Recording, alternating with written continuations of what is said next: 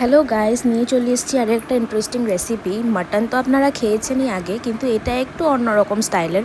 এটা হলো লঙ্কা ছোক দিয়ে মাটন। লঙ্কা মানে গুঁড়ো লঙ্কা ছোক দিয়ে মাটন। এটা হলো মাটনটা আমি এখানে ভালো করে পরিষ্কার করে নিয়েছি। তার আগে আপনাকে দেখালাম পেঁয়াজ আর রসুন একটু ভেজে নিয়েছি। এখানে একটা পেস্ট রেডি করব। এটাতে আছে পেঁয়াজ, লঙ্কা, আদা, রসুন। তারপরে এখানে দিয়ে দিচ্ছি এটার মধ্যে হলুদ আর জিরে।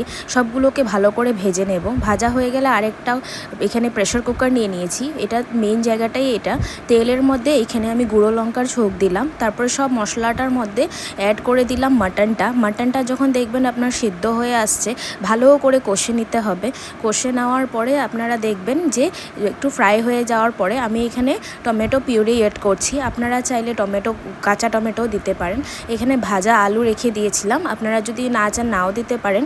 তারপর এটাকে অ্যাড করার পরে ভালো করে দেখবেন জল ছাড়া যখন শুরু হয়ে যাবে, মাটনটাকে প্রেশার কুক করে নেব। অল্প একটু জল দিতে পারেন ঝোলের জন্য। তারপরে এটা রেডি। বাই।